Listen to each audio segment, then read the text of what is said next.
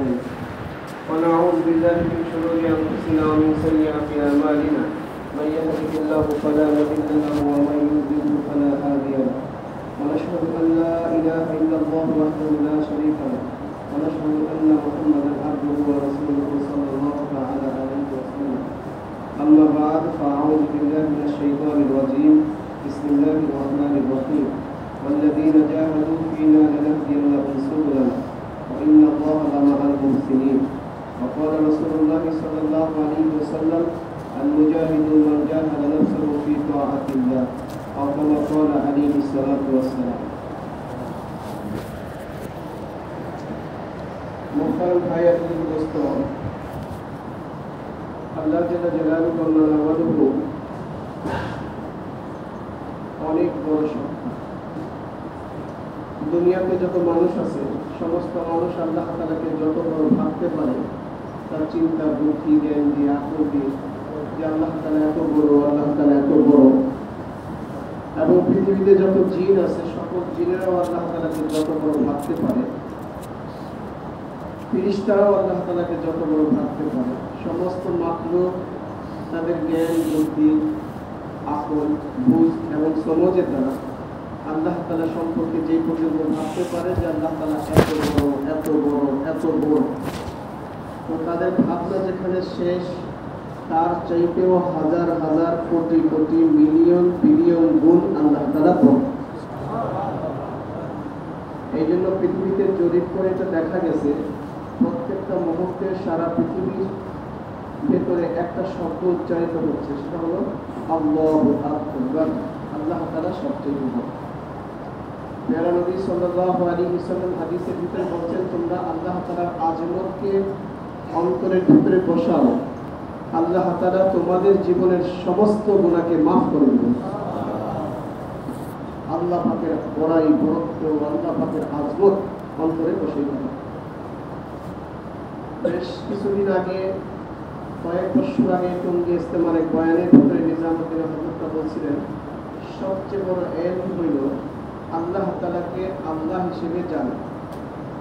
সবচেয়ে বড় ইলম। এখন প্রশ্ন হলো যে আল্লাহকে আল্লাহ হিসেবে জানা, এই কথাটার তাৎপর্য কি, অর্থ কি, এটার ব্যাখ্যা কি? মুহতারাম ভাইয়ের দোস্ত, এই জন্য প্যারা নবী সাল্লাল্লাহু আলাইহি ওয়াসাল্লামকে আল্লাহ তাআলা বলেছেন, ইয়া আইয়ুহাল মুদাসসির কুম ফাআনজির ওয়া রাব্বাকা ফাকাব্বির। হে বস্ত্রাচ্ছাদিত নবী, ওঠেন, সতর্ক করেন, ভয় দেখান, আপনার রবের বরত্বের কথা লোকদেরকে বলেন। কার বরত্বের কথা বলতে বলছেন ভাই? আল্লাহ পাকের আজমত এত বেশি যে আল্লাহ পাকের আজমতের ভারে আকাশের ভিতরে কড়কড় করে আওয়াজ হয়। এক রিওয়ায়াতের মধ্যে আসছে, আল্লাহ যখন কোনো নির্দেশ করেন সেই নির্দেশের প্রভাবে প্রতিক্রিয়া তাসিরে ইসরাফিল আলাইহিস সালামের মতো ফেরেশতা, জিবরাইল আলাইহিস সালামের মতো ফেরেশতা, বড় বড় ফেরেশতা ভয়ের চোটে কাঁপতে কাঁপতে ছোট্ট একটা চোরের পাখির মতো হয়ে যায়। মেরে মুহতারাম দোস্ত, এক রিওয়ায়াতের মধ্যে আসছে, যখন আল্লাহ তাআলা কিয়ামতকে কায়েম করবেন, সাতটা আসমানকে কাগজের মতো পেঁচায়া আল্লাহ তার কুদরতি এক হাতের মুঠের মধ্যে নিয়ে নেবেন, এবং সাতটা জমিনকে কাগজের মতো পেঁচায়া আল্লাহ তার কুদরতি অপর হাতের মুঠের মধ্যে নিয়ে নেবেন। এরপরে বলবেন, আইনা মুলুকুল আরদ, জমিনের বাদশাহরা কোথায়? সকলেই চুপ থাকবে, কেউ কোনো জবাব দিবে না। আল্লাহ তাআলা নিজেই বলবেন, আনাল মালিক, আমি বাদশা, আমি ছাড়া কোনো বাদশা। মেরে মুহতারাম দোস্ত, বলবো ওই আল্লাহ তাআলার জাত ও সিফত, বড়াই বড়ত্ব, কুদরতের ইয়াকিন এবং তার বড়ত্ব আর তার আজমতের প্রভাব আমাদের দিনের ভেতরে সৃষ্টি করতে হবে। সমস্ত আম্বিয়া আলাইহিস সালামকে আল্লাহ তাআলা ওই আল্লাহর তাওহীদের কথা, আল্লাহ যে একাই সব কিছু করেন, সব কিছুর মালিক কে ভাই? আল্লাহ তাআলা। তিনি সমস্ত কুল কায়নাতকে বানাইছেন, তিনি প্রতিপালন করেন, তিনি যখন চাইবেন ধ্বংস করে দিবেন, তিনি যা ইচ্ছা তা করতে পারেন। আল্লাহ তাআলা ছাড়া অন্য কোনো মাখলুকের ভিতরে কোনো শক্তি নাই। এই জন্য কোরআনে পাকের মধ্যে আল্লাহ তাআলা বলেন, আন্নাল কুওয়াতা লিল্লাহি জামিআ, সমস্ত ক্ষমতা সমস্ত শক্তির একচ্ছত্র মালিক আল্লাহ। আল্লাহ তাআলা ছাড়া আর কারো কোনো শক্তি নাই। আল্লাহ তাআলা ছাড়া আর কারো কোনো শক্তি নাই, এটা বিশ্বাস করার নাম ঈমান। এটার নাম কি ভাই? ঈমান। আল্লাহ তাআলা ছাড়া কেউ কিছু করতে পারে, এটা বিশ্বাস করার নাম কুফর। এটা বিশ্বাস করার নাম কি? কুফর। আল্লাহ তাআলা বলেন আন্না কুওয়াতা লিল্লাহি জামিআ, সমস্ত ক্ষমতা শক্তির একচ্ছত্র মালিক আমি আল্লাহ। আল্লাহ তাআলা ছাড়া কেউ কোনো কিছু করতে পারে না। এই ইয়াকিন আমাদের দিলের ভিতরে বসাইতে হবে। এই জন্য আল্লাহ তাআলা আদম আলাইহিস সালাম থেকে নিয়ে মুহাম্মদুর রাসূলুল্লাহ সাল্লাল্লাহু আলাইহি ওয়াসাল্লাম পর্যন্ত तमाम আম্বিয়া আলাইহিস সালাম, সকল আম্বিয়া আলাইহিস সালামকে এক কথা মানুষের কাছে পেশ করার জন্য পাঠিয়েছেন। সেটা কি? লা ইলাহা ইল্লাল্লাহ। এই কালেমার অর্থ কি? আল্লাহ তাআলা ছাড়া ইবাদত পাইতে পারে, বন্দেগী পাইতে পারে, ইবাদত করা যাইতে পারে এইরকম কোন সত্তা বা মাবুদ আর কেউ নেই। লা ইলাহা, কোন উপাস্য ইল্লাল্লাহ, আল্লাহ তাআলা ছাড়া। আল্লাহ তাআলা ছাড়া ইবাদত পাইতে পারে এরকম মাবুদ আর কেউ নেই। এইটা মানুষের দিলের ভিতরে বসাইতে হবে। এটা হলো তাওহীদের কালেমা। কিসের কালেমা ভাই? তাওহীদের কালেমা। এক হাদিসের মধ্যে আসছে লা ইলাহা ইল্লাল্লাহ, এটা হলো জান্নাতের চাবি। আরেক হাদিসের মধ্যে আসছে মান ক্বালা লা ইলাহা ইল্লাল্লাহ দাখালাল জান্নাহ, যে লা ইলাহা ইল্লাল্লাহ বলবে আল্লাহ তাআলা তাকে চিরদিনের জন্য জান্নাতে দাখিল করবেন। মেরে মোহতারাম দোস্ত বুঝবো, হুজুর আকরাম সাল্লাল্লাহু আলাইহি ওয়াসাল্লাম বলেন তোমাদের বাচ্চারা যখন কথা বলতে শিখে তাদেরকে লা ইলাহা ইল্লাল্লাহ শিক্ষা দাও। প্রথমে লা ইলাহা ইল্লাল্লাহ এই কালেমাটাই শিক্ষা দাও। কেননা যে ব্যক্তির জীবনের প্রথম কথা হবে লা ইলাহা ইল্লাল্লাহ এবং শেষ কথা এটাই হবে, তাহলে সে 1000 বছর দুনিয়াতে বেঁচে থাকলেও আল্লাহ তাআলা তাকে গুনাহ সম্পর্কে জিজ্ঞাসা করবেন না, বরং বিনা হিসাবে তাকে জান্নাত দান করবেন। ভাই ঘুমায়েন না, কিন্তু ঘুমাইতেছেন কেন আপনারা? ঘুমায়েন না। এক রিওয়ায়াতের মধ্যে আসছে তোমরা মৃত ব্যক্তিকে পথের সম্বল হিসেবে কালেমা দিয়ে দাও। যারা চক্ষু বন্ধ করছেন, চক্ষু বন্ধ করলে সাথে সাথে কান বন্ধ হয়ে যায়। চোখের সাথে কানের একটা সম্পর্ক আছে। এই জন্য আমাদের বড়রা বলেন কথাবার্তা শোনা, তালিম শোনা, এটা শোনার একটা আদব হলো যে কথা বলতেছে তার দিকে তাকায় শোনা। কেন তাকাইলে তো চক্ষুটা বন্ধ হবে না। অনেকে মনে করে আমি ঝিমতেছি, কথা শুনতেছি না, আপনার ভিতরে কিছুই ঢুকবে না। কারণ হলো চোখের সাথে কানের সম্পর্ক, চক্ষু বন্ধ হলে কানও বন্ধ হয়ে যায়। এই জন্য আমাদের বুজুর্গরা বলেন চোখ দিয়ে শুনো। চোখ দিয়ে শুনে কি বলে? শোনার জন্য আল্লাহ তাআলা কান দিছে। চোখ দিয়ে শুনে এই কথার মানে হইলো, অর্থ হইলো যে বলতেছে কথাবার্তা তার দিকে তাকায় তাকায় শুনো। মেরে মোহতারাম দোস্ত বুঝলো, আল্লাহর হাবিব বলছেন পথের সম্বল হিসেবে মৃত ব্যক্তিকে কালেমা দিয়ে দাও। কিভাবে দিবে? মুমূর্ষু ব্যক্তির পাশে বসে লা ইলাহা ইল্লাল্লাহ একটু আওয়াজ করে বলবে যাতে সে শুনতে পায়। শোনার কারণে সে যদি লা ইলাহা ইল্লাল্লাহ বলে ফেলে তাহলে সুস্থ লোকেরা থেমে যাবে। ওই অবস্থায় যদি ওই লোকটা মারা যায় তার জন্য জান্নাত ওয়াজিব হয়ে যাবে। সে কালেমা নিয়ে মরল। কি নিয়ে মরল ভাই? কালেমা নিয়ে মরল। আরেক রিওয়ায়াতের মধ্যে আসছে জমিনে কোনো ব্যক্তি যদি লা ইলাহা ইল্লাল্লাহ বলে, বলার সাথে সাথে তার জীবনের সমস্ত গুনাহগুলোকে আল্লাহ তাআলা মাফ করে দিবেন এবং গুনাহের জায়গাটা সওয়াব দিয়ে পরিপূর্ণ করে দিবেন। আরেকটা রিওয়ায়াতের মধ্যে আসছে জমিনে কোনো ব্যক্তি যদি লা ইলাহা ইল্লাল্লাহ এই কালেমাটা বলে, সাথে সাথে এটার প্রভাব এত বেশি হয় যে আল্লাহ পাকের আরশের সামনে খাম্বা আছে সেটাকে হেলাইতে থাকে। তো আল্লাহ তাআলা জানা সত্ত্বেও জিজ্ঞেস করেন কেন হইতেছ? ওই জমিনে এক ব্যক্তি কালেমা পড়ছে কিন্তু এখনো তাকে মাফ করা হয়নি। আল্লাহ তাআলা বলেন তুমি থেমে যাও, আমি আমার ওই বান্দার জীবনের সমস্ত গুনাহকে মাফ করে দিলাম। উলামায়ে কেরাম বলেন যে আল্লাহ তাআলা এই কথা বলেন যে আমি আমার বান্দাকে মাফ করে দিব, এই জন্যই তার জবান থেকে এই কালেমাকে বাহির করছি। আমরা যেমন সহজেই কালেমা বলে ফেলি, কালেমা বলতে চাইলেই কিন্তু বলা যায় না। একটা লোক তোয়ালিয়া বিক্রি করতো, ফাজাইলে জিকিরের মধ্যে আসছে, খুব সুন্দরী রূপসী এক মেয়ে লোক তার কাছ থেকে তোয়ালিয়া খরিদ করতে আসছে। তো ছেলেটা বারবার রূপসী এবং সুন্দরী হওয়ার মেয়েটার দিকে তাকায় তাকায় দেখছে। ইন্তেকালের সময় তার জবান দিয়ে কালেমা আসতেছে না। তিনি বললো যে আমার জবান দিয়ে কালেমা আসে না। বললো কেন? সময় কালেমা আসতেছে না, আমি বলতে পারতেছি না। বলতে এই কারণে যে আমি আমার এই দৃষ্টিটাকে, অপবিত্র দৃষ্টি আমি নিক্ষেপ করার কারণে, এই গুনার কারণে আমার জবান থেকে কালেমা উচ্চারিত হচ্ছে না। আমরা যে কথাবার্তা বলি, এই কথাবার্তাটা বাক শক্তি আল্লাহ দিয়েছেন, আমাদের জবানও আল্লাহ তাআলার কন্ট্রোল। মুসা আলাইহিস সালামের জমানায় একজন বড় আলেম ছিল, নাম ছিল বালআম ইবনে বাউরা। সে অনেক বড় আলেমও ছিল, আবার অনেক বড় মুস্তাজাবুদ দাওয়াতও ছিল। যা দোয়া করে তাই আল্লাহ তাআলা কবুল করে। ওই জমানায় মুসা আলাইহিস সালামের সাথে কোনো এক জালেমের লড়াই হইতেছিল। জালেম বাদশা তিনি গিয়া ওই আলেম সাহেবকে বুঝাইল যে আপনি একটু মুসা নবীর বিরুদ্ধে দোয়া করে দেন। সে বলল যে না, আমি একজন নবীর বিরুদ্ধে কি করে দোয়া করি, আমি তো নবীর বিরুদ্ধে দোয়া করতে পারি না। সেটা রাজি হয় নাই। তার বিবি সাহেবকে অনেক উপর টাকা পয়সা দিয়া রাজি করেছে। বিবি সাহেব ওই বুজুর্গের বিবি সাহেব তাকে ধরছে যে যেমনি হোক, আমি অত কিছু বুঝি না, তোমার তো মুসা নবীর বিরুদ্ধে দোয়া করতেই হবে। যে কোনো কারণেই হোক, বেচারা যখন দোয়া করতে গেছে, আল্লাহ তার জিহ্বাটাকে কুকুরের জিহ্বার মতো ঝুলাই দিছে, আর দোয়া করতে গেছে সে মুসা নবীর বিপক্ষে, কিন্তু প্রত্যেকটা দোয়ার শব্দ বের হয়েছে ওই বাদশাহ, জালিম বাদশার বিপক্ষে।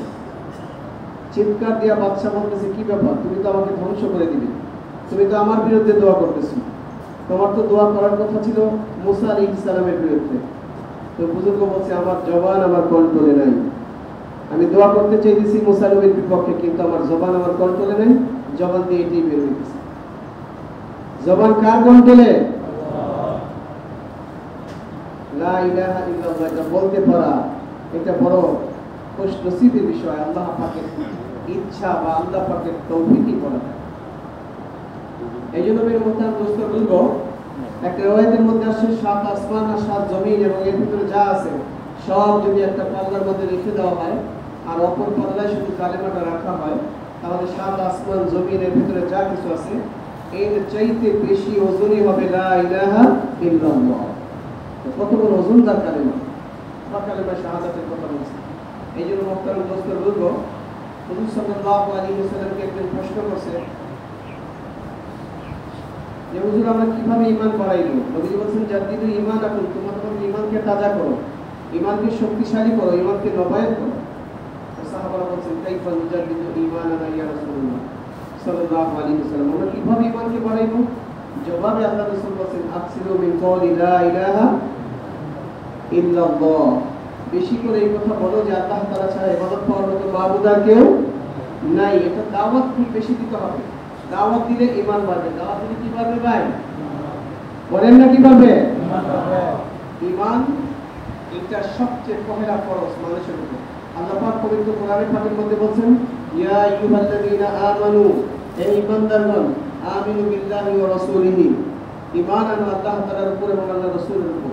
আমাদের হযরত কোরআন সাহেব দামাত বারাকাতুহু উনি এক বয়ানের ভিতরে বলছে, এখনো আছে আমার কাছে বয়ানটা, যে উনি বলছেন যে আল্লাহ তাআলা মানুষের জন্য সবচেয়ে পহেলা যে ফরজ, যে কাজটাকে ফরজ করেছেন সেটা হলো ঈমান। সেটা কি ভাই? সবচেয়ে পহেলা ফরজ ঈমান। তারপরে নামাজ, রোজা, হজ, যাকাত যা কিছু আছে, প্রথম ফরজ কি ভাই? ঈমান। ঈমান আনা এটা হলো সবচেয়ে পহেলা ফরজ। তো মেরে মোহতারাম দোস্ত বলবো, একজন মানুষের ভিতরে কি পরিমাণ ঈমান থাকা ফরজ। যেমন প্রত্যেক মানুষেরই, প্রত্যেক মুসলমানেরই তিনি ইলম শিক্ষা করা ফরজ। কতটুকু ইলম শিক্ষা করা ফরজ? আল্লাহ পাক কোরআনে পাকের মধ্যে বলেন যে তো ঈমানদাররা ঈমান আনে। কিরকম ঈমান আনবা? আমিনু কামা আমানান নাস, যেভাবে লোকেরা অর্থাৎ সাহাবারা ঈমান আনছে। সাহাবাদের ঈমান তো অনেক ধরনের ছিল, এখন আমাদের কাছে কোন ধরনের ঈমান চাইতেছে? এখন আবার আপনাদেরও প্রশ্ন হতে পারে, সাহাবাদের ঈমান আবার অনেক ধরনের হইতে পারে। হ্যাঁ, অনেক ধরনের মানে কম এবং বেশি। রাসূল কারীম সাল্লাল্লাহু আলাইহি ওয়াসাল্লাম বলেন, সাইয়্যিদুল উলামা, ইমামুল উলামা হযরত মুআয ইবনে জাবাল রাদিয়াল্লাহু তাআলা আনহু একার ভিতরে এই পরিমাণ ঈমান আল্লাহ তাআলা দান করেছেন। তার ঈমান এত বেশি ছিল, হিজাজে মক্কা, পুরো মক্কার সমস্ত মানুষের মাঝে ভাগ করে দিলে সকল মানুষের বেহেশতে যাওয়ার জন্য যথেষ্ট হয়ে যাবে। এত বড় মজবুত ঈমানের অধিকারী মুআয ইবনে জাবাল রাদিয়াল্লাহু তাআলা ছিলেন। সাহাবাদের ভিতরে সবচেয়ে বেশি হালাল এবং হারামের ইলম রাখতেন। এবং হযরত উসমান গনি রাদিয়াল্লাহু তাআলার ঈমান সম্পর্কে আল্লাহ রাসূল বলেন, ওসমান গনির ভিতরে এত বেশি ঈমান আল্লাহ তাআলা দান করেছেন, একটা কবিরা, একটা গোষ্ঠীর মাঝে যদি ওসমানের একা ঈমানকে ভাগ করে দেওয়া হয়, তাহলে ওই কবিরার সমস্ত মানুষের বেহেশতে যাওয়ার জন্য যথেষ্ট হয়ে যাবে। সাহাবাদের ঈমান তো এরকম ছিল। এখন আমাদের ভিতরে কতটুকু ঈমান থাকতে হবে? সবচেয়ে নিচা ঈমান, অর্থাৎ কমপক্ষে কতটুকু ঈমান আমাদের ভিতরে দরকার? উলামা একরাম লিখছেন, কমপক্ষে আমাদের ভিতরে যতটুকু ঈমান দরকার সেটা হলো 24 ঘন্টার জীবনে একজন মুসলমান নিজেকে সমস্ত রকমের হারাম কাজ থেকে বাঁচানোর জন্য যতটুকু ঈমান দরকার অতটুকু শক্তিশালী ঈমান প্রত্যেক মুসলমানের ভিতরে থাকা ফরজে আইন। ফরজে কি? ফরজ কয় প্রকার ভাই? 2 প্রকার। কয় প্রকার? ফরজে আইন, ফরজে কিফায়া। তো যতটুকু ঈমান আমাদের ভিতরে থাকলে 24 ঘন্টার ভিতরে সমস্ত রকমের নাফরমানি থেকে বাঁচতে পারবো, ততটুকু ঈমান শিক্ষা করা ফরজে আইন। বলেন, এতটুকু ঈমান আমাদের কারোর ভিতরে আছে? মিথ্যা কথা হয়ে যায়, চোখ দিয়ে এলোমেলো দৃষ্টি হয়ে যায়, কান দিয়ে শরীয়তের খেলাফ কিছু শোনা হয়ে যায়, ব্রেন দিয়ে শরীয়তের খেলাফ চিন্তা করা হয়, হাত পা দিয়ে শরীয়তের খেলাফ কাজকাম করা হয়। তাহলে বোঝা গেল যে আমাদের ভিতরে ওই পরিমাণ ঈমান নাই। সুতরাং ঈমান শিক্ষা করা ফরজ। ঈমান শিক্ষা করা কি? ইলম শিক্ষা করা যেরকম ফরজ, ঈমান শিক্ষা করাও ফরজ। আর এই ফরজটা ফরজে আইন। ফরজে কি? আইন। এই জন্য ঈমান আমরা কিভাবে শিখব? হযরত মুআয ইবনে জাবাল রাদিয়াল্লাহু তাআলা আনহু, হযরত ওমর ইবনে খাত্তাব রাদিয়াল্লাহু তাআলা আনহু, হযরত উবাই ইবনে কাব রাদিয়াল্লাহু তাআলা আনহু, হযরত আব্দুল্লাহ ইবনে রাওয়াহা রাদিয়াল্লাহু তাআলা আনহু, এই সমস্ত বড় বড় সাহাবারা, হযরত আবু হুরায়রা রাদিয়াল্লাহু আনহু, এই সমস্ত সাহাবারা মাজালিসে ঈমান, ঈমানের মজলিস কায়েম করে ঈমানের আলোচনা করতেন। আর ঈমানের আলোচনা করার দ্বারা তাদের ঈমান শক্তিশালী হইতো, মজবুত হয়ে যেত। এই জন্য আল্লাহর হাবিব বলছেন, মাজালিসে ঈমান, ঈমানের মজলিসে বসার দ্বারা মানুষের ঈমান শক্তিশালী হয়। ঈমান কি হয়? তাজা হয়। সাহাবারা বলতেন, তাআল্লামুল ঈমান সুম্মা তাআল্লামুল কুরআন। আগে আমরা ঈমান শিখছি, ইয়াকিন শিখছি, তারপরে কোরআন পাকের ইলম শিখছি। মেরে মুহতারাম দোস্ত বুজুর্গ, এই জন্য দাওয়াতের মেহনতের দ্বারা আমাদের ভিতরে ঈমান পয়দা করতে হবে। কি পয়দা করতে হবে? ঈমান শিখতে হবে। ঈমান মানুষকে আল্লাহ পাকের সমস্ত রকমের নিষিদ্ধ কাজ থেকে বাঁচাবে। এই কালেমার আরেকটা নাম হলো কালেমায়ে তাকওয়া। কি নাম ভাই? বলেন না কি নাম? মানুষের ভিতরে একটা দিল আছে। কি আছে ভাই? দিল। দিলটা হলো দেহের রাজা। দিলের ইচ্ছা অনুযায়ী হাত চলে, পা চলে, চোখ চলে, ব্রেন চলে, সমস্ত অঙ্গ প্রত্যঙ্গ চলে। আর এই সমস্ত অঙ্গ প্রত্যঙ্গ পরিচালনা করা, হরকতে নিয়ে আসা, এটাকে আমল বলে। কি বলে ভাই? আমল নেক আমল হয়, বদ আমল হয়। আমল 2 প্রকার। কয় প্রকার? নেক আমল আর বদ আমল। চোখ দিয়ে যদি মায়ের দিকে দেখি তো কবুল হজের দিকে হবে। চোখ দিয়ে যদি অন্য মেয়ে লোকের দেখি তাহলে চোখের জেলা হবে, গলিত সীসা চোখে ঢেলে দেওয়া হবে। মৌলানা আশরাফ আলী থানভী রাহমাতুল্লাহি আলাইহি বলছেন, কুদৃষ্টি থেকে, মন্দ নজর থেকে চক্ষুকে একবার ফিরিয়ে নেওয়া 10,000 রাকাত তাহাজ্জুদ পড়ার চাইতেও বেশি সওয়াবের কাজ। কেননা তাহাজ্জুদ পড়া তো সহজ, কিন্তু কুদৃষ্টি থেকে চক্ষুকে ফিরিয়ে নেওয়া আরো হার্ড, আরো কঠিন। এই জন্য ভাইয়ের দোস্ত, মানুষ যে সমস্ত আমল করে, চলাফেরা করে, শরীরাতের হরকত করে, পরিচালনা করে, এটার নামই আমল। এটা যদি আল্লাহ পাকের হুকুম আর রাসূল সাল্লাল্লাহু আলাইহি ওয়াসাল্লামের তরিকা মতো চলে, তাহলে এটার নাম হয় নেক আমল। কি আমল ভাই? আর যদি আল্লাহর হুকুম আর নবীর তরিকার খেলাফ ব্যবহার হয়, তাহলে এটাও আমল হয়, এর নাম হয় বদ আমল। কি আমল? গুনাহের কাজ। কি কাজ? এর জন্য আল্লাহ পাকের পক্ষ থেকে আমাদের জন্য রয়েছে শাস্তি। কি আছে ভাই? এই জন্য ভাই দোস্ত, ঈমান শিখতে হবে, ঈমানি জিন্দেগি এখতিয়ার করতে হবে। ঈমানের পরে মানুষের জন্য সবচেয়ে আহাম এবং গুরুত্বপূর্ণ যে ইবাদত, সেটা হলো নামাজ। সেটা কি ভাই? বলেন না ভাই, সেটা কি? নামাজ। হাদিসের মধ্যে আসে, as-সালাতু নূর, নামাজ হলো নূর। নামাজ কি ভাই? নামাজ কি? নূর। as-সালাতু ইমাদুদ্দিন, নামাজ ইসলামের খুঁটি। নামাজ ইসলামের কি? নামাজ ইসলামের খুঁটি। নবীজি বলেছেন, ইত্তাকুল্লাহ ফিস সালাহ, নামাজের ব্যাপারে আল্লাহ তাআলাকে ভয় করো। কিসের ব্যাপারে ভয় করো? নামাজের ব্যাপারে আল্লাহ তাআলাকে ভয় করো।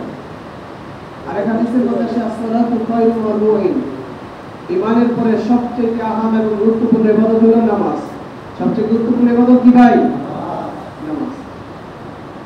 কিয়ামতের ময়দানে সবচেয়ে পয়লা মানুষের নামাজের হিসাব নেওয়া হবে। নবীজি বলেছেন নামাজের ভিতরে আমার চোখের শীতলতা, নবীজি বলেছেন নামাজের মধ্যে সুস্থতা, নামাজের মধ্যে কি আবু হুরায়রা উপরে আছেন, আবু হুরায়রা পেটে ব্যথা করতেছে, হ্যাঁ ইয়া রাসূলুল্লাহ সাল্লাল্লাহু আলাইহি ওয়াসাল্লাম, উঠো নামাজ পড়ো, নামাজের মধ্যে শেফা আছে, নামাজের মধ্যে কি আছে? এটা কি আমি বলছি না আল্লাহ রাসূল বলছেন? নামাজের মধ্যে সুস্থতা আছে, কি আছে ভাই? নামাজের জন্য ওযু করতে হয়, কি করতে হয়? হাদিসের মধ্যে আসে ওযু সিলাহুল মুমিনিন, ওযু হলো মুমিনের হাতিয়ার। ওযু মুমিনের কি? বলেন না ওযু কি? হাতিয়ার। হযরত ওমর রাদিয়াল্লাহু আনহু খিলাফতের জামানায় মদিনা থেকে সিরিয়াতে এক ব্যক্তিকে পাঠিয়েছিলেন, একজন সাহাবীকে, যে সেখানে গিয়ে বাইতুল্লাহ শরীফের গিলাফ আনবে। কি আনবে ভাই? বলেন না কি আনবে? বাইতুল্লাহ শরীফের গিলাফ আনবে। তো বেচারা সাহাবী যাইতেছে এক রাস্তা দিয়ে, তো দেখলো ওখানে একজন আলেম আছে। কি আছে ভাই? আর আলেমের জিয়ারত ইবাদত। আলেমের জিয়ারত কি ভাই? যারা ঘুমাইতেছেন এরা কি বলেন? আলেমের জিয়ারত কি? ইবাদত। তো আলেম মানুষ যেহেতু রাস্তার পাশে এই রাস্তা দিয়ে যাচ্ছে, তো সাহাবী চিন্তা করলো আমি একটু আলেমের জিয়ারত করে যাই। তো বাড়িতে গেল, বাড়ি থেকে বাহির থেকে আওয়াজ দিয়ে বললেন, আমি অমুক আমিরুল মুমিনিন হযরত ওমর রাদিয়াল্লাহু তাআলার পক্ষ থেকে আসছি। দরজা খুলতে নক করলেন। ওই আলেম সাহেব দরজা খুলতেছেন না। দরজা কি করতেছেন না? উনি এক পর্যায়ে দাঁড়ায় থাকতে একটু চিন্তা করলো ব্যাপারটা কি, এত দেরি হয়ে যায়, দরজাটা খুলে না কেন? অনেকক্ষণ পরে খুলছে। খোলার পরে জিজ্ঞাসা করছে, আপনি এত দেরি কেন করলেন দরজা খুলতে? এই বললেন, আমি পূর্বের কিতাবে, আসমানি কিতাবের মধ্যে পাইছি, যখন কোন মানুষ ওযু অবস্থায় থাকে তখন সে আল্লাহ তাআলার হেফাজতের জিম্মায় থাকে। কিসের জিম্মায় থাকে? আপনি যখন বলছেন আমিরুল মুমিনের পক্ষ থেকে আসছেন, আমি চিন্তা করলাম না জানি আমার ব্যাপারে কি ফরমাইশ দেওয়া হয়েছে, নাকি কোনো আযাব, নাকি কোনো সমস্যা, নাকি গ্রেফতারি কোনো পরোয়ানা। তো আমি ওই সময় আমার ওযু ছিল না, আমি ওযু করে নিয়েছি, আমার পরিবারের সবাইকে ওযু করাইছি, এবং আমি এই ব্যাপারে নিশ্চিত, যেহেতু আমরা ফ্যামিলির সবাই ওযু করে নিয়েছি, এখন আমরা আল্লাহ পাকের হেফাজতের জিম্মায় চলি। পৃথিবীর কেউ আমাদেরকে কিছু করতে পারে না। এই জন্য যারা ওযু অবস্থায় থাকে, ওযু অবস্থায় মারা যায়, আল্লাহ পাক তাকে শহীদি মর্যাদা দান করবেন। ওযু মুমিনের হাতিয়ার। ওযু অবস্থায় কেউ যদি রাতের বেলা ঘুমিয়ে থাকে, তার সাথে ফেরেশতা অবস্থান করে। রাতে ঘুম থেকে উঠে সে যে দোয়া করবে, ফেরেশতারা আমিন আমিন বলতে থাকবে, আল্লাহ তাআলা তার সমস্ত দোয়াগুলোকে কবুল করে নেবেন। এই জন্য ভাই আর বুজুর্গদোস্ত, কারা নিয়ত করলাম যে সবসময় ওযুর সাথে থাকার চেষ্টা করবো, নিয়ত আছে ইনশাআল্লাহ? আল্লাহ পাক তৌফিক দান করেন। কতগুলো ফায়দা! ওযুর সাথে থাকলে আমি আল্লাহর হেফাজতের জিম্মায় আছি। ওযু অবস্থায় আমি মারা গেলে শহীদি মর্যাদা আল্লাহ পাক আমাকে দান করবেন। আর ওযু মুমিনের হাতিয়ার। ওযু মুমিনের কি? হাতিয়ার।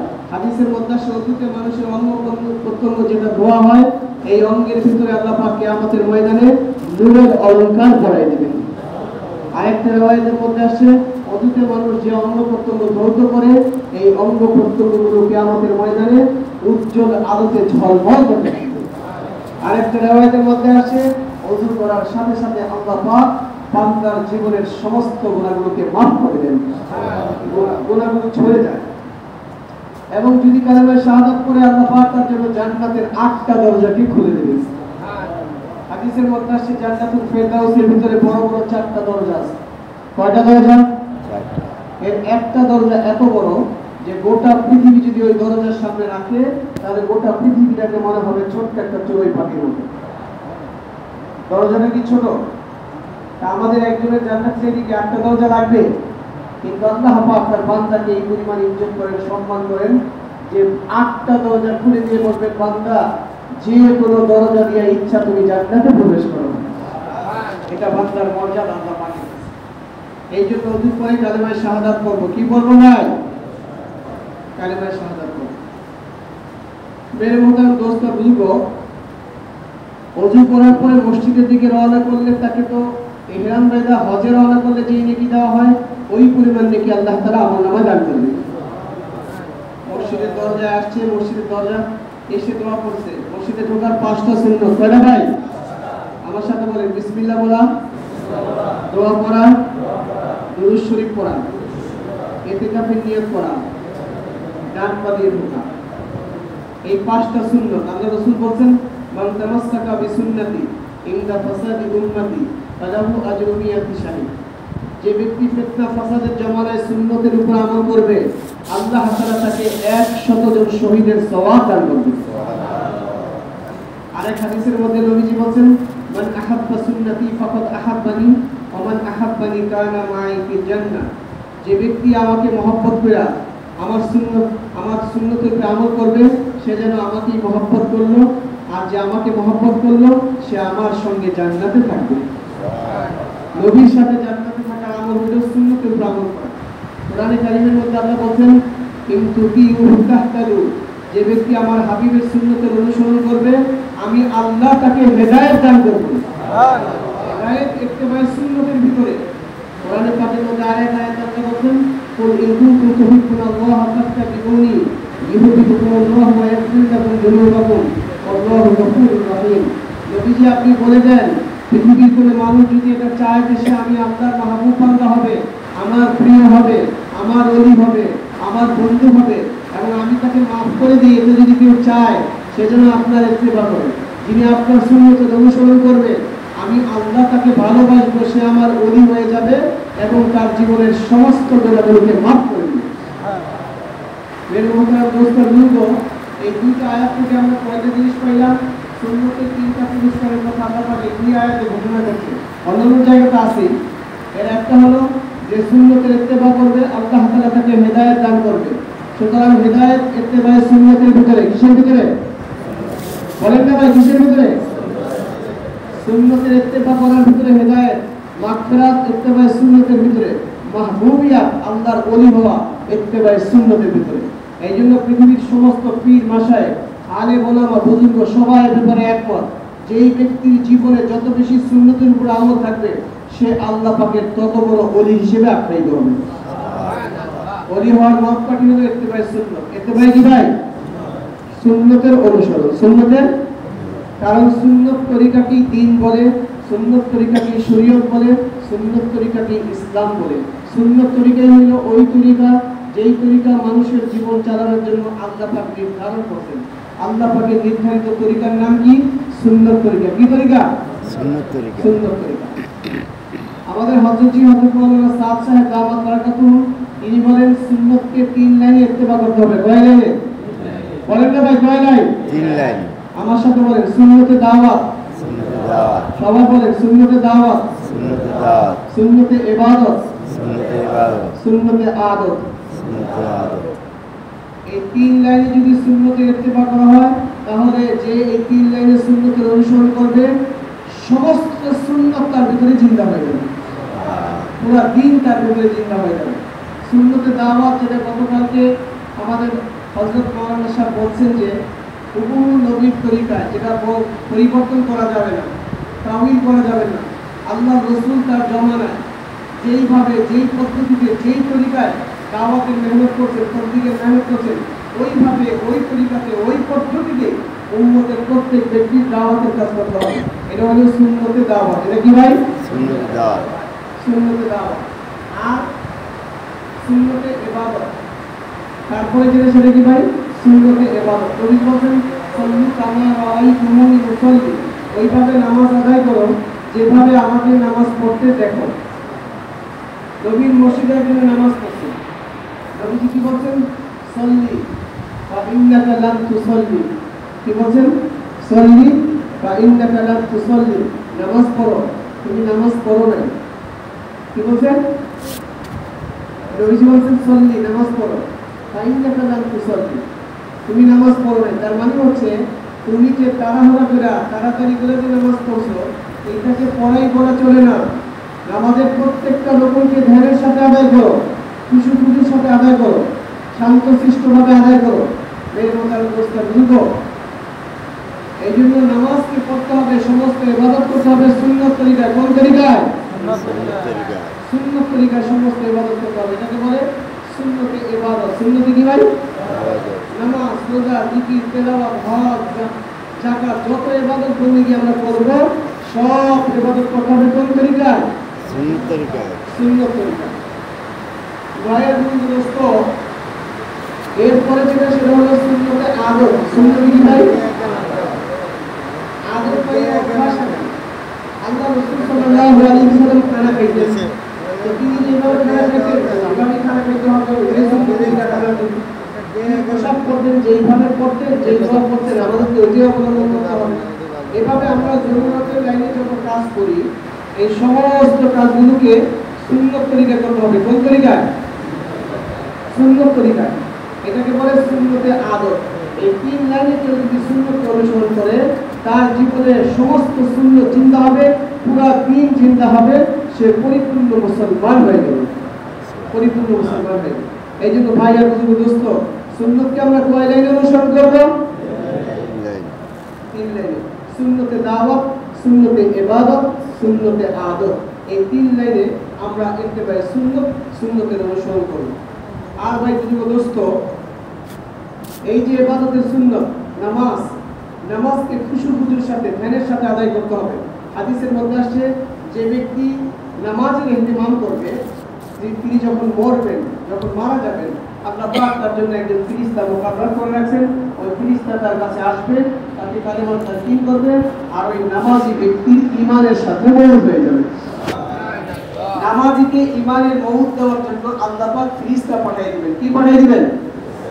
যেমন আমাদের সমাজে আমি কিছুদিন আগে একজন লোককে দেখলাম, এলাকার একজন সাধারণ মানুষ, নামাজ কম পড়ে আর কি, তো বেচারা নামাজ বলছিল, হঠাৎ করে দেখি নামাজে আসে না।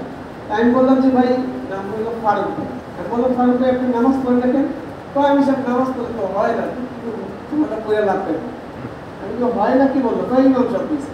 কে কইছে? আসলে ইমাম সাহেব বলছে, এটাও কথা সহি, ইমাম সাহেবের কথাও সহি, আর উনি যেটা বুঝছে বোঝাতে একটু ভুল হয়ে গেছে। ইমাম সাহেব বলছে নামাজের মধ্যে অশুদ্ধ বলে নামাজ হয় না। নামাজ ভঙ্গের 19টা কারণ আছে না, একটা অশুদ্ধ পড়া, ওনার কথা ঠিকই আছে। আর ওর কথা হলো যে আমার কিছু না গেলে শুদ্ধ হয় না, তো আমি নামাজটা পড়ে লাভ কি? বুঝলে বুঝে নামাজ হয় না। কথা বুঝছেন না? বুঝেন নাই ভাই? কথা হলে কোরআনের মধ্যে সেই মুরাদি জাকারিয়া সাল্লাল্লাহু আলাইহি লিখছে, কোন আল্লাহর বান্দা যদি সূরা কেরাত শুদ্ধ করার জন্য চেষ্টা করে, কিন্তু সে নামাজে খাড়াইছে, পড়তেছে, তার শুদ্ধ হয় না, আল্লাহ তার জন্য একজন ফেরেশতা মুকাররর করে রাখেন, ঠিক করে রাখেন।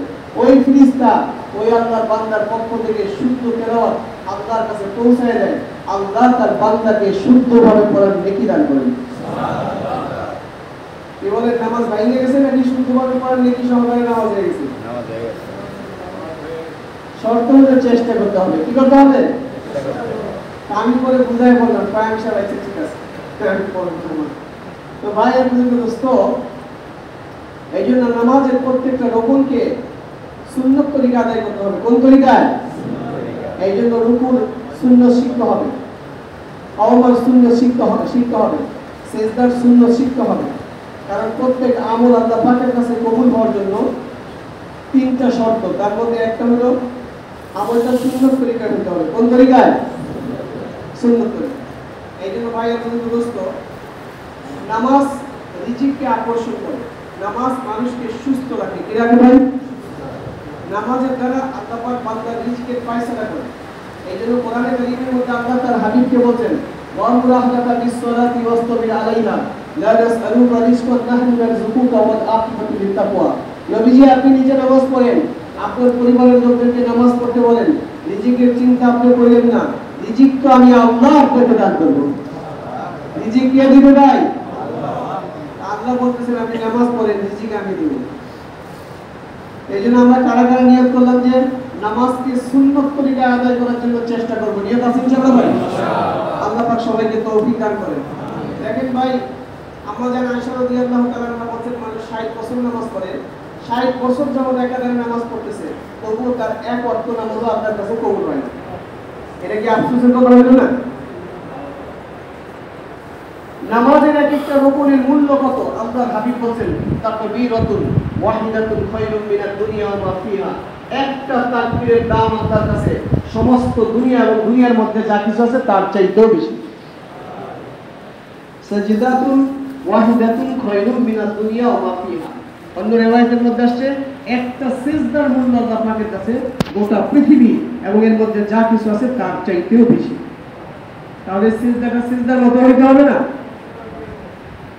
এই জন্য ভাই আর দোস্ত, উত্তম রূপে নামাজ পড়ার জন্য চেষ্টা করব। সমস্ত মুসলমান যাতে নামাজের পাবন্দি করে, এই জন্য তাদেরকে দাওয়াত দিব। নিয়ত আছে ভাই ইনশাআল্লাহ?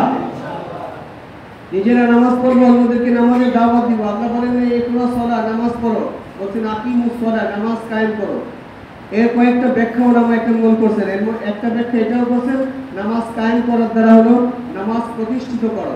অর্থাৎ তুমিও নামাজ পড়ো, যারা পড়ে না তাদের সবাইকে দাওয়াত দাও। যে ব্যক্তি নামাজের জন্য অন্যকে দাওয়াত দিবে, কিয়ামতের ময়দানে আল্লাহর আরশের নিচে মেশকের টিলার ভেতরে ওই ব্যক্তি আনন্দ ফুর্তি করতে থাকবে। এই জন্য ভাই আর দোস্ত, নামাজ নিজেরও পড়তে হবে, অন্যদেরকে দাওয়াত দিতে হবে। 5 ওয়াক্ত নামাজের ভিতরে 12 রাকাত সুন্নতে মুআক্কাদা আছে। হাদিসের মধ্যে আসে, যে ব্যক্তি 12 রাকাত সুন্নতে মুআক্কাদা পড়বে, আল্লাহ পাক জান্নাতের ভিতরে তাকে স্পেশাল একটা মহল দান করবে। আর 5 ওয়াক্ত নামাজ যে পড়বে, আল্লাহ পাক হাদিসে কুদসির ভিতরে বলেন, হে মুহাম্মদ সাল্লাল্লাহু আলাইহি ওয়াসাল্লাম, আমি আপনার উম্মতের উপর 5 ওয়াক্ত নামাজ ফরজ করছি, আর এই দায়িত্ব লইলাম, এই ঘোষণা দিয়ে দিলাম, আমার যেই বান্দা এই 5 ওয়াক্ত নামাজ গুরুত্ব সহকারে পড়বে, আমি আল্লাহ আমার নিজের দায়িত্বে, জিম্মাদারিতে তাকে জান্নাতে পৌঁছে দেব। নামাজ পড়লে মানুষের জীবনের সকল গুনাহ গাছের পাতার মতো ঝরে যায়। প্রত্যেক নামাজের সময় আসমান থেকে এক ফেরেশতা ঘোষণা করে, হে আল্লাহর বান্দা ওঠো, হে আদম সন্তান ওঠো, গুনাহ করার কারণে জাহান্নামের যে আগুন তোমার জন্য জ্বালাইছো, নামাজ আদায় করো আর সেটাকে নিভায় দাও। এই জন্য ভাই আর দোস্ত, নামাজের পাবন্দি করতে হবে। তাকবীরে উলার সাথে নামাজ পড়তে হবে। কিসের সাথে ভাই? আমাদের নিজামউদ্দিন হযরত বলে নামাজের 3টা ধরন আছে। একটা হলো ইন্তেজারের সালাত। কি বলছি বলেন না ভাই? ইন্তেজারের সালাত। আর একটা হলো তাকবীরে উলার সাথে সালাত। আর একটা হলো জামাতের সাথে সালাত। একটা হলো জামাতে পড়ার নিয়ত করা, আর একটা হলো তাকবীরে উলার সাথে পড়ার নিয়ত করা, আর একটা হলো ইন্তেজারের সালাতের নিয়ত করা। ইন্তেজারের সালাত মানে হলো আমি এই নিয়ত করলাম যে আমি নামাজ পড়ার জন্য মিনিমাম 5-7 মিনিট আগে গিয়ে মসজিদে পড়ে থাকবো। এটাকে বলে ইন্তেজারের সালাত। যতক্ষণ বান্দা নামাজের অপেক্ষায় ওযুর সাথে বসা আছে, সে বসে থাকলেও আল্লাহ পাক তাকে নামাজ পড়ার নেকি দান করবে। যে নাকি ইন্তেজারের সালাত পড়বে, তার কি কখনো তাকবীরে উলা ছুটবে? কি বলেন ভাই? ছুটবে?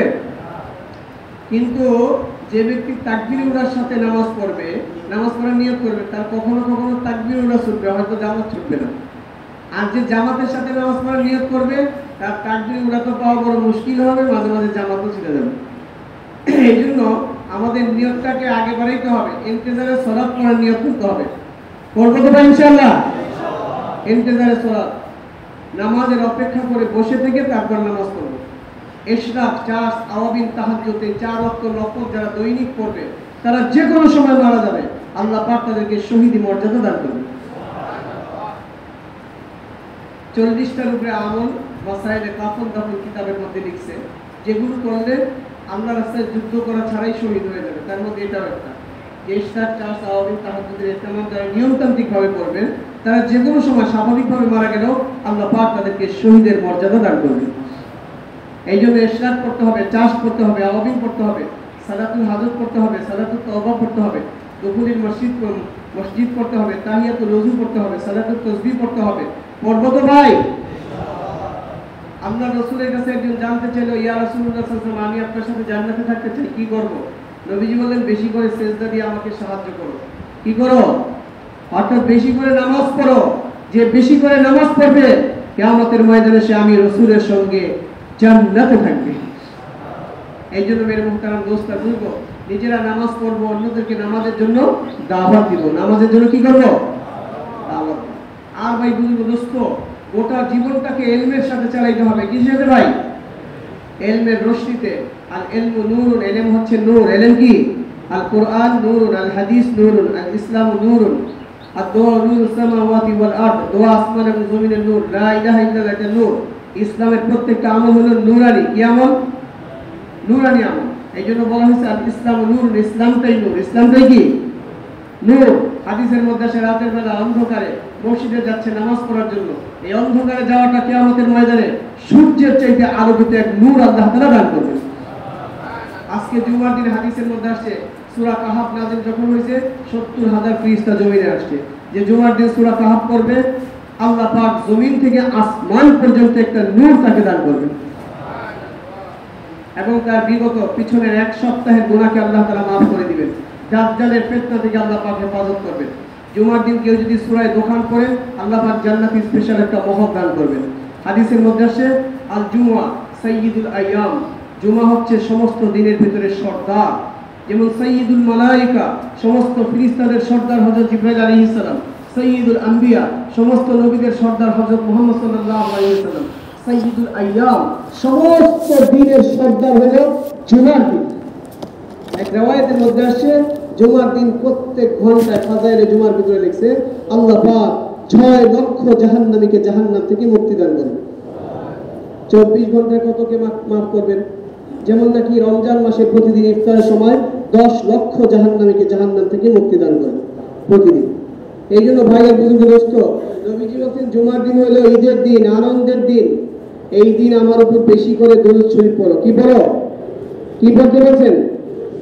আর আমি প্রায় আপনাদেরকে একটা কথা বলি, বেশি এর নিচের পরিমাণ হলো 300 বার। কতবার? কতবার বলেন ভাই? এই জন্য কারা নিয়ত করলাম আজকে 300 বার নিচে, এর উপরে দরুদ শরীফ পড়বো। নিয়ত আছে ইনশাআল্লাহ? আল্লাহ পাক সবাইকে তৌফিক দান করেন। জুমার দিন যদি সূরা ইয়াসিন এবং সূরা সফফাত পড়ে তাহলে সে যেই দোয়া করবে আল্লাহ তাআলা তার সেই দোয়াকেই কবুল করবেন। প্রতিদিন কোনো মানুষ যদি সূরা আর রহমান, সূরা ওয়াকিয়া, সূরা হাদীদ এই 3টা সূরা পড়ে আল্লাহ পাক তাকে জান্নাতুল ফেরদাউসের বাসিন্দা হিসেবে লিখে দেবেন। আর নবীজি বলেন এই উম্মতকে যখন তোমরা জান্নাত চাইবা তো জান্নাতুল ফেরদাউস চাইও। কারণ জান্নাতুল ফেরদাউস যেমন এই যে আমাদের শেপটা, এটা ছাদের উপরে কিছু নাই, ফাঁকা। আর জান্নাতুল ফেরদাউসের যে ছাদ, এই ছাদের উপরে আল্লাহ পাকের আরশ, সুবহানাল্লাহ, এর উপরে আর কিছু নেই। এই জন্য আল্লাহ রাসূল বলেন তোমরা যখন জান্নাত চাইবা তো জান্নাতুল ফেরদাউস চাইবা। আর জান্নাতুল ফেরদাউসের বাসিন্দা হওয়া যাবে প্রতিদিন 3টা সূরা পড়লে। কয়টা ভাই? এটা আমি বানায় বলছি না, ফাজাইলে কোরআনের মধ্যে আপনারা সূরা ওয়াকিয়ার ফজিলতের ওইখানে পড়ে দেখবেন আছে লেখা যে এক riwayat-এর মধ্যে আসে কেউ যদি প্রতিদিন সূরা আর রহমান, সূরা ওয়াকিয়া, সূরা হাদীদ 3টা এক সিরিয়ালে, প্রথমে আর রহমান, তারপরে ওয়াকিয়া, তারপরে হাদীদ, এই 3টা সূরা কেউ যদি প্রতিদিন পড়ে আল্লাহ তাআলা তাকে জান্নাতুল ফেরদাউসের বাসিন্দা বানিয়ে দেবেন। আর ভাই বুজুর্গ দোস্ত, প্রতিদিন কেউ যদি মাগরিব থেকে এশা এর মধ্যবর্তী সময়, মাঝামাঝি সময় 2টা সূরা পড়ে, কয়টা সূরা? আলিফ লাম সিজদা আর সূরা মুলক, এই 2টা সূরা যদি কেউ পড়ে আল্লাহ পাক প্রত্যেক দিন তাকে কদরের রাতে ইবাদত করার মতো নেকি দান করবেন।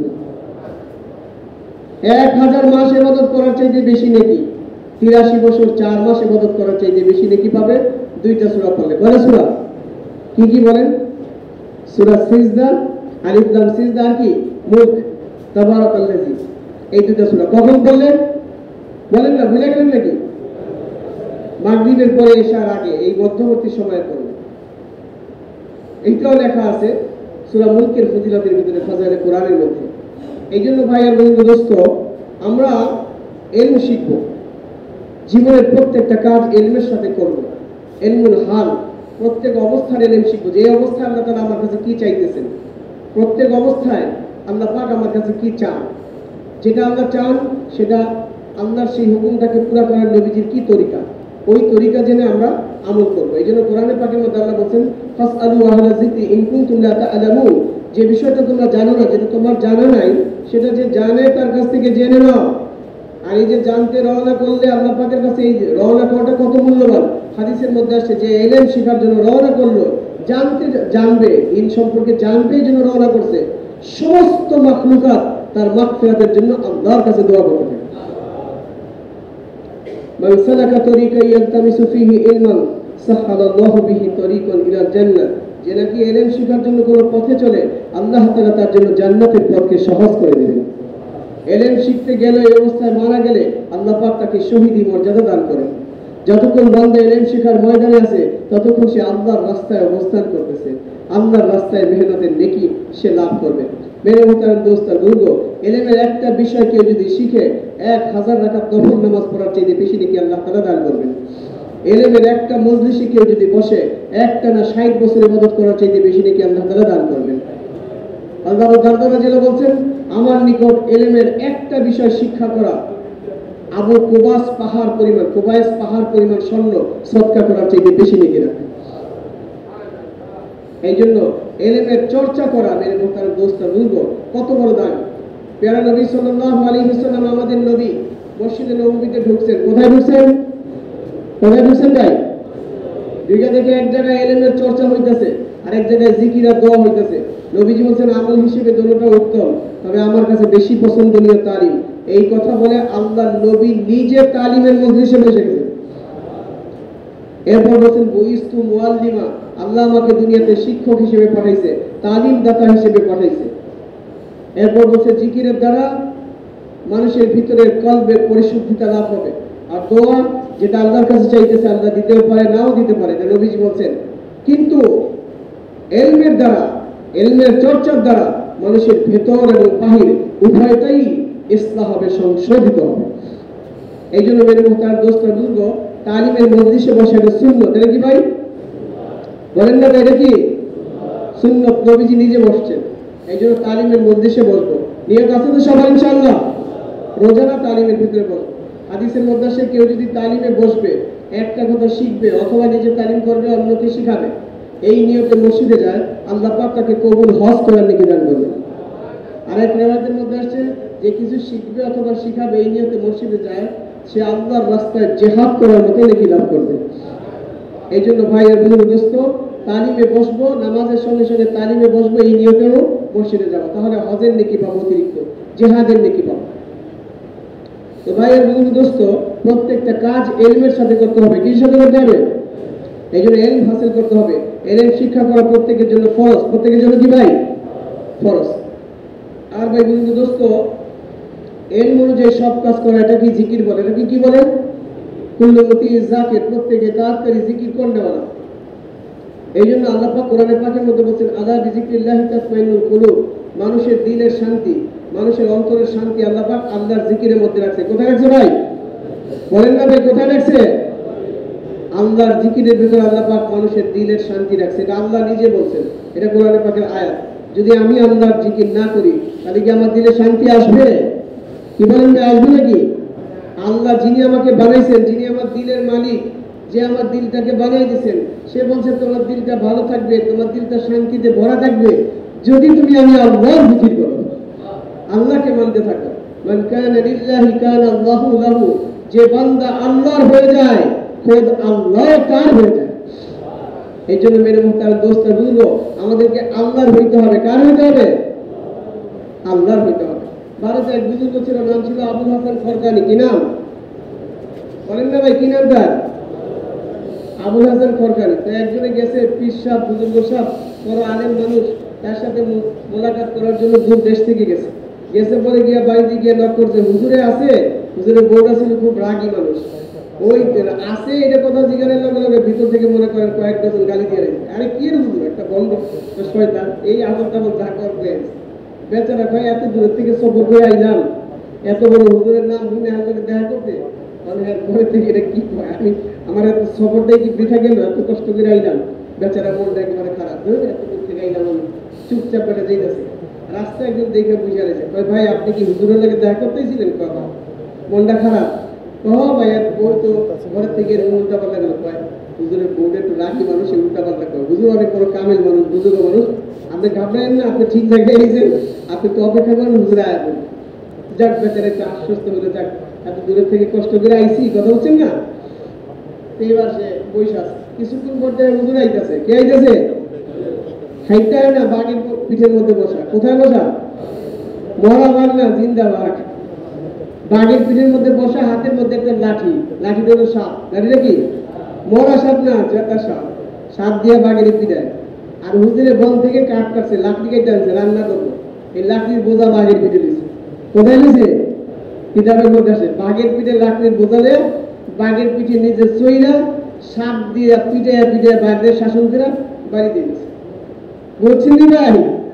আমরা এখানে মোটামুটি যারা আছি, আমাদের বুজুর্গ এই পর্যন্ত করছে না, বাঘের পিঠে বই জানেন না আমরা সবাই? কি বলেন ভাই? আরে আমরা তো বুঝতে পারবি, পাক দিয়ালা বড় আমির সাহেব না? আরে ভাই, পাক দিয়ালার বড় আমির সাহেব আর জিম্মাদার হওয়া, এটা তো বড় কাম না। বড় কাম হলো আল্লাহর সাথে সম্পর্ক করা। যার সম্পর্ক আল্লাহর সাথে হয়ে যাবে, আল্লাহর সমস্ত সৃষ্টি তার গোলাম হয়ে যাবে। তো লোকটা দিকে কয় হুজুর আরে আশ্চর্যজনক ঘটনা, সব মানুষ হয়ে গেছে। আর হুজুরের স্বাভাবিকভাবে কি আশ্চর্য বাবা, এই যে আপনি বাঘের পিঠে বসেন, বাঘের পিঠে মানুষ ভিতরে নাকি বাঘ মানুষে খায় যায়, আর আপনি বাঘের পিঠে বসেন, বাঘের পিঠে লাঠি লইছেন, আবার বাঘের সাপ দিয়ে শাসন করতেছেন। তো হুজুরে মানুষ তো আশ্চর্য মনে করতেছে, হুজুর আর আশ্চর্য মনে করে না। হুজুর কয় বাবা এটা আশ্চর্যের কিছু নাই, আমি আমার আল্লাহর গোলামি করি আর আল্লাহর সমস্ত মাখলুক আমার গোলামি করে। আমি যদি আল্লাহর গোলাম হইতে পারি, আল্লাহর সব মাখলুক আমার গোলামি করবে। এই জন্য আল্লাহর গোলাম হইতে হবে, আল্লাহ পাকের হুকুমের কদরদারি করতে হবে।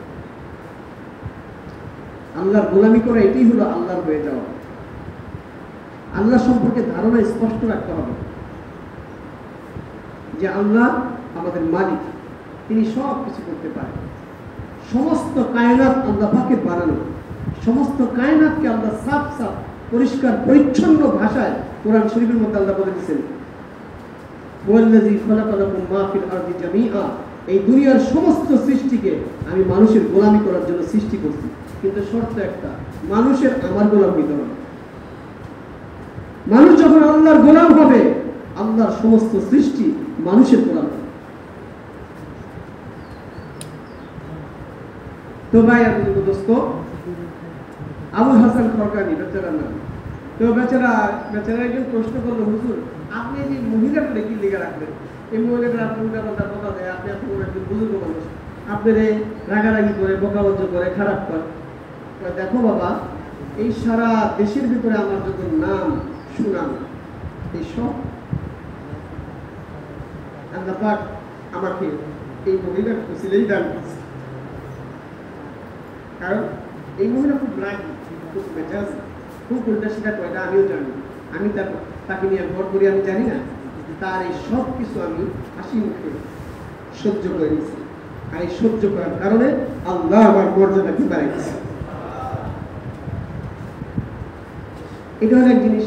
দ্বিতীয় আরেকটা জিনিস উনি বললেন যে এই যে মহিলাটা, আমি যদি তাকে তালাক দিয়ে দিই, ছেড়ে দিই, তাহলে তার আরেক জায়গায় বিয়ে হবে, আমার মুসলমান আরেকজন ভাইকে কষ্ট দেবে।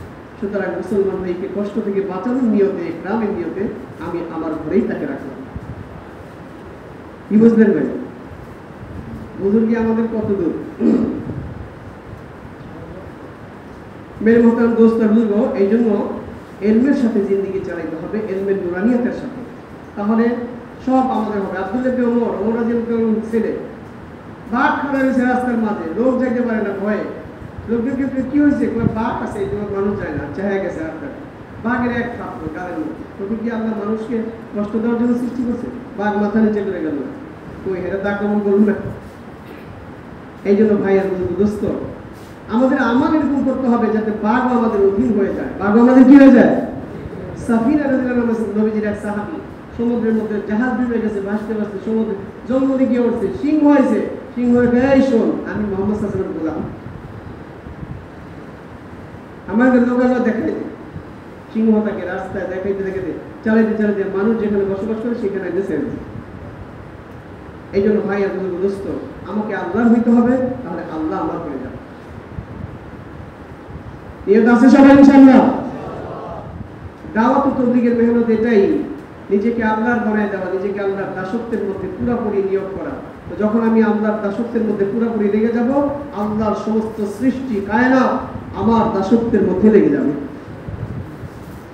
এই জন্য ভাই আর দোস্ত, ইলমের সাথে আল্লাহ পাক কখন আমাকে কোন কাজটা করতে বলছেন, কিভাবে করতে বলছেন, ওইটা নবীর তরিকা ছিল, ওইভাবে আমাদেরকে আমল করতে হবে। আর ভাই দোস্ত, যে জিকিরের কথা আমি বললাম, আমাদের নিজামুদ্দিন হযরত কবরের জিকিরটাকে 4 লাইনে করতে হবে। কয় লাইনে ভাই? কয় লাইন বলেন? আমি প্রায় আপনাদেরকে বলি যে তো আমার সাথে বলেন, কেন বলি, আজকে আমরা এই 4 লাইনের উপরে উঠতে পারি না। এর মধ্যে একটা হলো তেলাওয়াত, একটা হলো তাসবিহ, একটা হলো আযকার, একটা হলো আদিয়া। এই 4 লাইনে জিকির করতে হবে। কয় লাইনে ভাই? 4 লাইন। রোজানা কোরআনের পাকে তেলাওয়াত করতে হবে, রোজানা সকাল বিকাল 3 তাসবিহ আদায় করতে হবে, প্রত্যেক জায়গায় যে মাসনুন দোয়াগুলো আছে এগুলো শিখতে হবে, আদায় করতে হবে। প্রত্যেক নামাজের পরে মাসনুন যে জিকিরগুলো আছে এগুলো শিখতে হবে, এগুলো আদায় করতে হবে। এই 4 লাইনে যখন আমরা জিকির করব, তখন আল্লাহ পাকের ধ্যান আমাদের ভিতরে জমবে। পুরো পৃথিবীতে যত মানুষ আল্লাহর নাফরমানি করে, গুনাহ করে, এর একমাত্র কারণ হলো মানুষ আল্লাহ থেকে গাফেল হয়ে যায়। বলেন আমি আপনার দোকানে কাজ করি বা আপনার ক্ষেতে কাজ করলাম, আপনি মালিক দাঁড়ায় আছেন আমার সামনে, আমি কি কাজে ফাঁকি দিতে পারবো? কোনো কর্মচারী দিবে? দিবে নাকি বলেন? যে মালিক দাঁড়ায় আছে, মালিক যখন থাকবে না, মালিক সম্বন্ধে যখন সে বেখবর হবে যে মালিকটা এখন নেই, এখন সে ফাঁকি দেওয়ার চিন্তা করবে। কিন্তু মালিক দাঁড়ায় দাঁড়ায় দেখতেছে, এই অবস্থায় কি কেউ ফাঁকি দিবে ভাই? তা আমাদের দিলে যদি এই খেয়াল থাকতো, আল্লাহ কোরআনে পাকের মধ্যে বলছেন ওহুয়া মাআকুম আইনামা কুনতুম, বান্দা তুই যেখানে থাকিস না কেন আমি আল্লাহ তোর সঙ্গে আছি, এটা আল্লাহ বলছেন। এরপর আবার কোরআনে পাকের মধ্যে আল্লাহ বলছেন ইয়াউমা ইযিন তুহাদ্দিসু আখবারহা, আরে আমরা তো বলছি এটিএন এর খবর শুনি, তারপরে রেডিওর খবর শুনি, টেলিভিশনের খবর শুনি, আর আল্লাহ কয় ইয়াউমা ইযিন তুহাদ্দিসু আখবারহা, খবর জমিনে কইব, জমিনের খবর বলবো কিয়ামতের ময়দানে। কার খবর? জমিন বলবে আল্লাহ আমার উপর দাঁড়ায় আপনারা এই বান্দা এই গুনাহ করছে, আমার উপর হাঁটতে হাঁটতে আপনারা এই বান্দা এই গুনাহ করছে, আমার উপর বৈশা বৈশা আপনারা এই বান্দা এই গুনাহ করছে, আমার উপর শুয়ে শুয়ে আপনার বান্দা এই গুনাহ করছে। খবর কে বলবে? বলেন না ভাই, কে বলবে? আমি বলি নাই, আল্লাহ বলছে কোরআনে পাকের মধ্যে ইয়াউমা ইযিন তুহাদ্দিসু আখবারহা, কিয়ামতের ময়দানে জমিন খবর বলবে। কে বলবে? জমিন। এরপরে নিজের হাত পাও তো বলবি। এই জন্য ভাই আর দোস্ত, গুনাহ থেকে পরহেজ করতে হবে, গুনাহ থেকে বেঁচে থাকতে হবে, জীবনটা ইলমে নুরানিয়াতের সাথে চালাইতে হবে। আর ইলমে নুরানিয়াতের সাথে চালানো এটাই জিকির। যখন এইভাবে আল্লাহ পাকের চার লাইনে আল্লাহ জিকির করব, আল্লাহ আমাদের দিলের ভিতরে আল্লাহ পাকের স্মরণ সবসময় জাগ্রত করে দিবেন। ওই যে ওমরাদের জন্য প্রচন্ড রৌদ্র, প্রচন্ড হিট, গরমের মধ্যে যাচ্ছেন এক রাখালকে বললো যে তুমি তোমার এই যে পশুগুলো চড়াইতেছো, এখান থেকে একটু দুধ দাও, আমরা ক্ষুধার্ত। পরীক্ষা করলেন ওমরাদের জন্য, বলেন যে মালিক তো আমি না, তাহলে একটা বকরি আমাদেরকে দিয়ে দাও, আমরা তোমাকে মূল্য দিয়ে দিই, তুমি বলে দিও হারাই গেছে, বাজে নিয়ে গেছে, একটা কিছু বলে দিও। তো সে কি বললো? বা আইনাল্লাহ, আমার আল্লাহ। বলে তোমার মালিক তো দেখবে না, বলে যে আল্লাহ কোথায় থাকবে? বা আইনাল্লাহ। একজন সাধারণ মানুষ, সাধারণ মুসলমান, যার কোনো নাম যশ দুনিয়াতে নাই, সে বড় আমির সাহেব না, আমার মতো এত বড় আমির সাহেব না, এত বড় ভাইসালও না, এত বড় সাথীও না, কিন্তু মেরে তার দোস্ত দুর্গ সাহাবাদের জমানায় সে বকরি চড়াইতেছে। কি চড়াইতেছে? বকরি চড়াইতেছে প্রচন্ড রৌদ্রের ভিতরে। তার দিলের ভিতরে খৌফে খোদা, আল্লাহর ভয়। আল্লাহ কি? যে না, কোনো কিছু এদিক ওদিক করা যাবে না, আমার আল্লাহ আমাকে দেখতেছে। কে দেখতেছে? ওমর রাদিয়াল্লাহু আনহু রাতের বেলা হাঁটতেছে, ওই যে মা মেয়ের ঘটনা শুনছেন না, বলে যে দুধ কম হয়েছে, পানি মিশিয়ে দাও। আবু হুরায়রা রাদিয়াল্লাহু আনহু একবার রাস্তাতে যাইতেছে, এক ব্যক্তি দুধ বিক্রি করবে, দুধের মধ্যে পানি মিশিয়ে যাচ্ছে, ফাজাইলে জারাতের মধ্যে লিখছে। আবু হুরায়রা বললেন, কি অবস্থা তোমার ওই দিন হবে, যেদিন কিয়ামতের ময়দানে আল্লাহ তাআলা বলবেন এই পানি থেকে দুধগুলোকে আলাদা করে দাও। ওই দিন তোমার কি অবস্থা হবে, যেদিন আল্লাহ তোমাকে বলবেন যে এই পানিগুলো মিশাইছো, এই পানি থেকে দুধগুলোকে আলাদা করো। সম্ভব তার জন্য? তো ওই মেয়েটা কি বলছিল? শেষমেশ কথা কি ছিল? যে আল্লাহ ঠিক আছে, ওমর রাদিয়াল্লাহু দেখবেন না, কিন্তু আল্লাহ তো দেখতেছে। এক সাধারণ ঘরে, গরিব ঘরের, নুন আনতে পান্তা পুরা দুধ বিক্রি করে জীবন চালায় এমন এক সাধারণ ঘরের এক যুবতী মেয়ে, তার ভিতরে আল্লাহ পাকের ভয়, খৌফে খোদা, খোদার ভয়। এই জন্য ওলামায়ে কেরাম লিখছেন, তাফসীরের মধ্যে লিখছেন, সারা বিশ্বের শান্তির চাবিকাঠি হলো আল্লাহর ভয়, তাকওয়া। পৃথিবীর প্রত্যেকটা মানুষের ভিতরে যদি আল্লাহর ভয় চলে আসে, সুদ খাবে না, ঘুষ খাবে না, চুরি করবে না, ডাকাতি করবে না, ধোঁকা দিবে না, মিথ্যা বলবে না, সমস্ত রকমের খারাপ দিকে মানুষ বেঁচে যাবে যদি খৌফে খোদা, খোদার পাকের ভয় মানুষের ভিতরে চলে আসে। এই জন্য আল্লাহ তাআলা বলছেন কোরআনের পাকের মধ্যে, ইন্না আকরামাকুম ইনদাল্লাহি আতকাকুম, এই বিশ্ব জগতের ভিতরে আমার কাছে সবচেয়ে দামি ওই ব্যক্তি যার ভিতরে আমি আল্লাহর ভয়ে থাকি, খৌফে খোদা, তাকওয়াবান ব্যক্তি। ইন্নাল্লাহা মাআল মুত্তাকিন, যার ভিতরে তাকওয়া আছে, আমি আল্লাহ সব সময় তার সঙ্গী হয়ে থাকি। খৌফে খোদা, তাকওয়া, লা ইলাহা ইল্লাল্লাহ, এই কালেমাকে বলা হয় কালেমায়ে তাকওয়া। এই কালেমা পড়ার দ্বারা মানুষের ভিতরে ঈমান জমা হবে। ঈমান মানুষের ভিতরে আল্লাহ পাকের খৌফ, আল্লাহ পাকের ভয় সৃষ্টি করবে। আর এই ভয়ের কারণে মানুষ সমস্ত রকমের নাফরমানি থেকে বেঁচে থাকে। তো মেরে মোহতারাম দোস্ত বুঝো, এই জন্য আমরা যে কোনো কাজই করব ভাই আল্লাহকে রাজি করার জন্য করবো। আর ভাই বুঝুন দোস্ত, এর পরিচয় কি দিতে হবে? দেখেন, এক রেওয়ায়েতের মধ্যে আসছে কিয়ামতের ময়দানে সবচেয়ে পহেলা জিজ্ঞাসা করবে প্রতিবেশী সম্পর্কে। কি সম্পর্কে? যদিও আরেকটা রেওয়ায়েতের মধ্যে আসে সবচেয়ে পহেলা নামাজের হিসাব দিবেন, কিন্তু আরেকটা ভিন্ন রেওয়ায়েতের মধ্যে আসে সবচেয়ে পহেলা দুই প্রতিবেশীর ফয়সালা শোনাবে। কার ফয়সালা ভাই? প্রতিবেশীর এরিয়া চতুর্দিকে 160 ঘর। কয় ঘর? কয় ঘর ভাই বলেন না ভাই? সামনে 40, পেছনে 40, ডানে 40, বায়ে 40, 4 4 16, 160 ঘর। এটা হলো প্রতিবেশীর এরিয়া। প্রতিবেশী 3 কিসিমের। কয় কিসিমের? মুসলমান, আত্মীয়, প্রতিবেশী, এদের 3টা হক। মুসলমান হিসেবে একটা হক, আত্মীয় হিসেবে একটা হক, প্রতিবেশী হিসেবে একটা হক। আর মুসলমান প্রতিবেশী এর 2টা হক, মুসলমান হিসেবে একটা হক, প্রতিবেশী হিসেবে একটা হক। আর অমুসলিম প্রতিবেশী ওরা একটা হক, ও শুধু প্রতিবেশী। এই জন্য অমুসলিমদেরও হক আছে না নাই আমাদের উপর? এই জন্য অমুসলিম, হিন্দু, বৌদ্ধ, খ্রিস্টান যারা আমাদের পাশে বসবাস করে, ওরাও অসুস্থ হইলে ওদেরকে দেখতে যাওয়া, ওরাও বিপদে বলে ওদেরকে সহযোগিতা করা, ওরাও আমাদের প্রতিবেশী। এটা ওদের হক, এটা আমাদের কাছে ওদের পাওনা, ওদের হক। আমাদেরকে শত্রু মনে করলে হবে না। আল্লাহ রাসূল বলেন 3টা জিনিস যদি কেউ তোমাদের কাছে চায়, সাদাকাত কিতাবের মধ্যে আসছে, এইটা নাই এইটা বলা জায়েজ নাই। এটা নাই বা দেওয়া যাবে না এটা বলা জায়েজ নাই। 1 নম্বরে পানি, কি বলছি ভাই? এরপরে আগুন, কি বলছি? এরপরে লবণ, কি বলছি? আগুন, পানি, লবণ, এই 3টা জিনিস যদি কেউ কারো কাছে চায়, নাই দিতে পারবো না, এটা বলাই জায়েজ নাই। সাদাকাত কিতাবের মধ্যে লিখছে। হাদিসের মধ্যে আসছে কেউ যদি কাউকে একটু লবণ দেয়, তো লবণ দ্বারা যতগুলো খাবার সুস্বাদু হবে, এই সমস্ত খাবারগুলো নিজে বিক্রি করে নিজে খরিদ করে দান করে দিলে যে নেকি হইতো, আল্লাহ পাক তার আমলনামায় এই পরিমাণ নেকি দান করবে। আগুন দিল, তার আগুন নিয়ে এসে যা রান্না করলো, এটা সে নিজে খরিদ করে রান্না করে দান করলে যে নেকি হইতো, আগুন দেওয়ার কারণে আল্লাহ পাক এই নেকি দান করবে। পানি দিল, 1 গ্লাস পানি কেউ কাউকে যেখানে পাওয়া যায় সেখানে খাওয়াইলেও 12,000 টাকা সদকা করার নেকি হয়। আর যেখানে পানি পাওয়া যায় না সেখানে খাওয়াইলে মৃত্যুকে জিন্দা করে দেওয়ার মতো নেকি।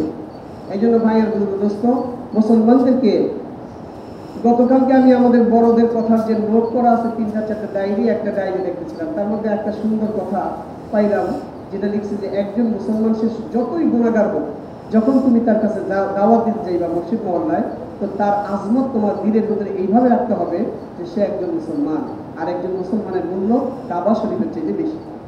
তার সাথে তার সম্মান, আজমত তাকে দিয়া কথা বলতে হবে। তুমি নিজেকে খুব বড় মনে করলে হবে না। এই জন্য মুসলমান আল্লাহ পাকের কাছে অনেক কিমতি, অনেক দামি, হোক সে গুনাহগার, কিন্তু আল্লাহ পাকের কাছে তার বড় মূল্য, বড় কদর। এই জন্য মুসলমানদের কাছে তাদের সম্মান, ইজ্জত অন্তরে নিয়ে তারপরে তার কাছে পেশ হওয়া। কেউ যদি কোনো মুসলমানদের সাথে সাক্ষাৎ করতে রওনা করে শুধু আল্লাহর জন্য, আসমান থেকে এক ফেরেশতা ঘোষণা করে, হে আল্লাহর বান্দা, তুমি উত্তম, তোমার চলাটা বরকতময়, আর জান্নাতের মাঝখানে তুমি তোমার ঠিকানা বানিয়েছো। এই জন্য ভাই আর দোস্ত, ঘর ঘর মোলাকাত করবো, যেটা কালকে বলছে, গলি ভাগ করে আমরা মেহনত করবো তো ভাই ইনশাআল্লাহ। আর সব মুসলমানদেরকে দ্বীনের উপরে উঠানোর জন্য চেষ্টা করবো। আর ভাই মুসলমানদের সকলের হেদায়েতের জন্য দোয়া করবো। মাওলানা ইউসুফ সাহেব রহমানের মুন্তাখাব হাদিসের মধ্যে একটা হাদিস আনছেন যে কোনো মুসলমান যদি অন্য মুসলমানের একজনের জন্য দোয়া করে, আল্লাহ তাকে একটা নেকি দেয়। 2 জনের জন্য দোয়া করলে 2টা নেকি দেয়। 3 জনের জন্য দোয়া করলে 3টা নেকি দেয়। যদি কেউ বলে যে আল্লাহ দুনিয়ার সব মুসলমানকে মাফ করে দেন, এক কথার মধ্যে সবার জন্য দোয়া হয়েছে না হয়নি? তাহলে দুনিয়াতে 200 কোটি মুসলমান হইলে এই কথা বলার সাথে সাথে তার আমলনামায় 200 কোটি নেকি আল্লাহ পাক দান করবেন। এবং সারা দুনিয়ার মানুষের হেদায়েতের জন্য যদি আমি দোয়া করি, আমার মুখের সামনে দ্বারা একজন ফেরেশতা বলবে, ওয়ালাকা মিসলু জালিক, আল্লাহ আপনার এই বান্দা অন্যের জন্য যত ভালো জিনিসগুলো চাইতেছে আগে তাকেই দান করেন। এই জন্য সবার জন্য দোয়া করবো তো ইনশাআল্লাহ। মুসলমানদের বড়দেরকে সম্মান করবো, ছোটদেরকে মহব্বত করবো, ওলামায়ে-কেরামদেরকে তাজিম করবো, ওরা আমাদের জিয়ারত ইবাদত, এবং তাদের কাছে মাসলা মাসাইল শেখার জন্য যাবো। আর ভাই বুজুর্গ দোস্ত, সব কাজই আল্লাহর জন্য করতে হবে। আর এই সমস্ত সিফত, এই সমস্ত গুণাবলী আমাদেরকে শিখতে হবে আল্লাহর রাস্তায় বের হয়ে। কোথায় বের হয় ভাই? আল্লাহর রাস্তায় বের হয়ে। নবীজি বলেন, আলাইকা বিল হিজরতি ফা ইন্নাহু লা মিসলা লাহা, তোমরা আল্লাহর রাস্তায় বের হইতে থাকো। আল্লাহর রাস্তায় বের হওয়ার চাইতে বড় কোনো আমল নাই। সবচেয়ে বড় আমল কি ভাই? আল্লাহ রাসূল বলেন, ইন্নাল হিজরাতা ইয়াহদিমু মা কানা ক্বাবলাহা, যে ব্যক্তি হিজরতের জন্য বের হবে, সাথে সাথে তার পিছনের জীবনের সমস্ত গুনাহ আল্লাহ মাফ করে দিবেন। হিজরত দুই প্রকার, কয় প্রকার? হিজরতে বাদিয়া, হিজরতে বাত্তা। হিজরতে বাদিয়া একটা হলো স্থায়ী হিজরত, আর একটা হলো সাময়িক সময়ের জন্য হিজরত। স্থায়ী হিজরত যেটা আল্লাহ রাসূল মক্কা থেকে মদিনায় করতেন, ওইটা মক্কা থেকে মদিনায় হিজরতের পরে কিয়ামত পর্যন্ত এটা গেছে, চলে গেছে। এখন যে হিজরতটা বাকি আছে সেটা হলো অল্প সময়ের জন্য হিজরত, 4 মাস, 6 মাস, 1 বছর, 1 সালের জন্য যায় আবার ফিরে আসে, এই যে হিজরত। হাদিসের মধ্যে আসে আল্লাহ রাসূল দোয়া করছেন এই উম্মতের দুইটা অংশের জন্য। কয় অংশ? বলেন না ভাই, কয় অংশ? এক মুহাজির আর এক আনসার। এক মুহাজির, আল্লাহ রাজি হয়েছেন এই উম্মতের দুই অংশের উপরে। কয় অংশের উপরে? মুহাজির এবং আনসার। এই কথা বলে শেষ করব, শুনেন।